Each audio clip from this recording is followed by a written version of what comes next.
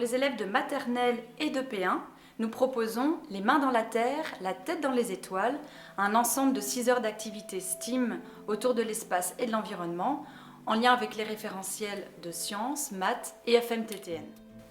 Dans cet ensemble d'activités, les jeunes partent à la découverte des différentes parties des plantes et des facteurs qui influent sur leur croissance. Ils mettront ces derniers en relation avec la culture de plantes dans l'espace. Ils apprendront que les plantes ont besoin d'air, d'eau, de lumière, de température stable et de nutriments pour pouvoir pousser, et ils verront ce qui arrive aux plantes lorsqu'ils font varier un de ces paramètres. Vous êtes libre de choisir le nombre de jours nécessaires à la réalisation des activités et de les répartir sur 1, 2 ou 3 semaines suivant vos emplois du temps.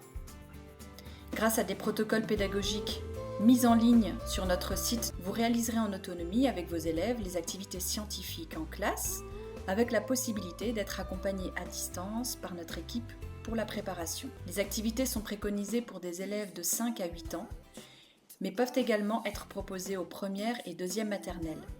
Dans ce cas, nous vous invitons à adapter éventuellement le protocole en fonction de vos élèves. Dans la première activité, les élèves apprennent à identifier les différentes parties comestibles d'une plante. En utilisant des images ou des échantillons, ils devront reconnaître les différences qui existent entre les fruits, les graines et les légumes et les regrouper de manière appropriée. L'objectif de la deuxième activité est d'identifier les problèmes liés à la culture dans l'espace. Sur base des images fournies, déterminer quelles plantes sont le plus adaptées pour une culture sur la Lune, et une fois celles-ci identifiées, dessinez-les dans la fusée. Dans cette activité, les élèves découvriront d'abord que les plantes, comme les humains, respirent jour et nuit. Cette activité abordera aussi, de manière simplifiée, les principes de la photosynthèse. L'activité 4 consiste simplement à faire pousser du cresson dans des conditions lumineuses différentes. La première étape consiste donc à faire planter aux élèves des graines de cresson dans 2 pots qui seront placés dans les lieux nécessaires à l'expérience. Au bout de quelques jours, observez les 2 pots et déterminez l'impact de la lumière sur la croissance des plantes.